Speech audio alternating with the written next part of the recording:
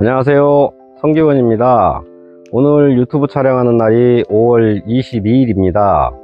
오늘은 6월의 수채관리 및 병해충 예방에 대해서 말씀을 드리고, 지금 현안으로 되어 있는 사과 낙과 및 동록에 대해서 발생 원인 등에 대해서 잠깐 설명을 드리도록 하겠습니다.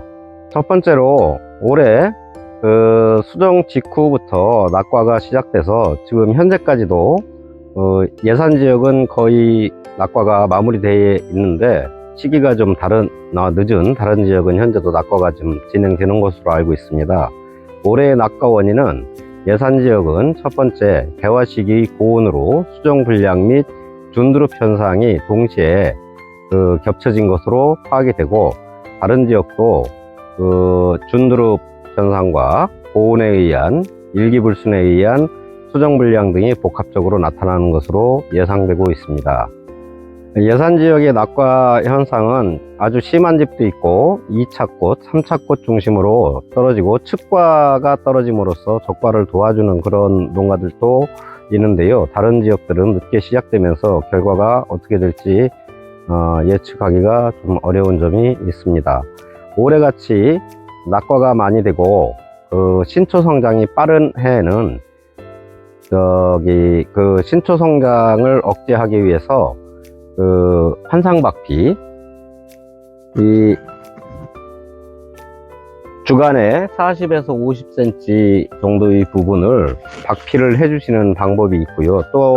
그리고 도장성 가지나 이런 것들을 적극적으로 제거해 주시고, 필요한 가지들은 유인함으로써 내년에 결과지로 사용을 하는데, 그래도 가지가 20cm 이상 성장했을 때 일부 저는 이 가지를 비틀어주는 염지를 함으로써 비틀은 부분에 내년에 꽃눈이 발생이 되고 성장을 억제될 수 있도록 그런 조치를 좀 하고 있습니다. 염지를 하는 방법은 지금 갈색으로 변한 부분과 녹색인 부분의 중간 지점을 붙잡아서 이렇게 비틀어 놓는 방법이 있고요. 또 하나는 뺀찌나무로 살짝 물어서 돌리는 방법이 있습니다.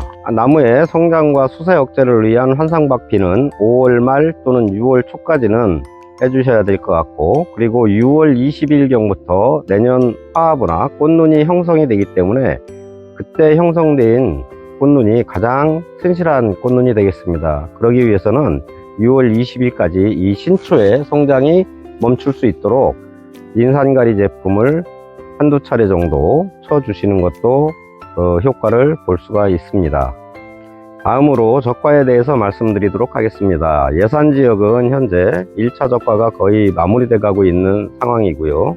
이 적과는 아무리 늦어도 6월 말까지 2차 적과까지 마무리를 해주시는 게 좋을 것 같고요. 그리고 적과의 완료 시기는 사과의 크기가 500원짜리 동전 크기 정도 이런 시점까지는 가급적 마무리를 해주셔야 사과의 성장과 세포 분열 등에 긍정적인 영향을 미칠 수 있다는 점 말씀드리겠습니다.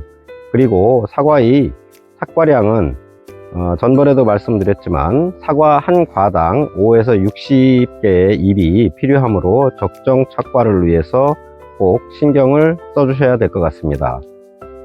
6월 하순에는 추비 시용을 좀 해야 되는데요. 첫 번째로 칼슘제를 처방하는 부분에 대해서 제가 뉴질랜드에 가서 확인을 해본 결과, 뉴질랜드는 이 사과의 과의 직경이 33mm 정도 대에서부터 칼슘제를 치고 있다는 점 참고로 좀 말씀을 좀 드리고요. 그 다음에 마그네슘 연면 시비가 2, 3회 정도 필요할 텐데,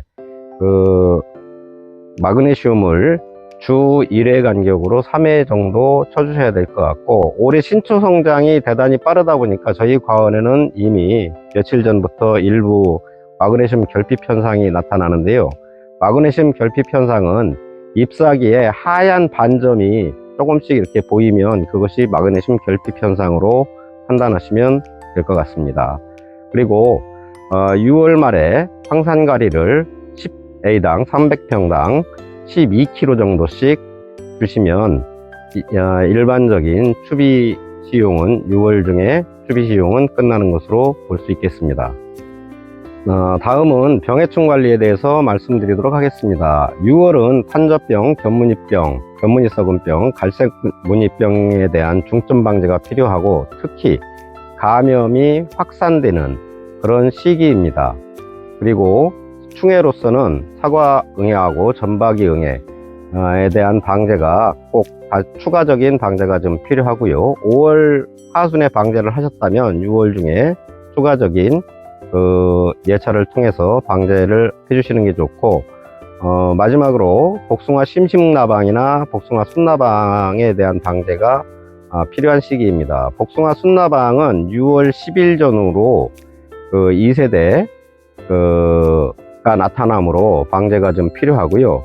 그 전후로 정확한 시기를 맞추기 힘들다라면 전후로 순나방 방제를 해주시는 게 효과적일 수 있다는 점 말씀드리겠습니다.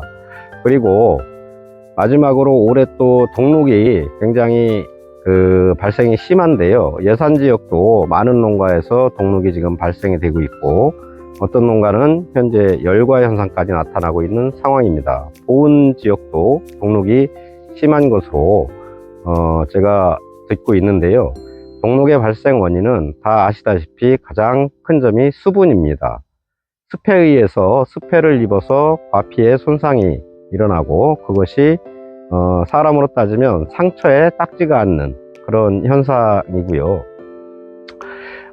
원인으로는 올해 냉해는 없었지만 개화기 직후에서부터 굉장히 많은 강우, 비가 좀 있었고 흐린 날이 많았으며, 그러므로 습기가 빨리 마르지 않는 그런 현상들이 벌어졌고, 또 하나는 4월 말부터 5월 중순까지 주 야간 일교차가 굉장히 크게, 보통 12도에서 15도의 일교차가 벌어지면서 아침에 이슬이 굉장히 많이 내려서 다른 해보다 한두 시간 후에 이슬이 마르는 그런 현상들이 있어서 복합적인 원인에 의해서 동록 발생이 많이 된 것 같습니다. 특히 예전에 기준대로 습기가 마른 후에 약제 처방을 하는데, 많은 농가들에서 8시 반, 8시 전후에 약제 처리를 한 농가들도 예산지역엔 여러 농가들이 확인이 되는데, 그런 농가들은 특히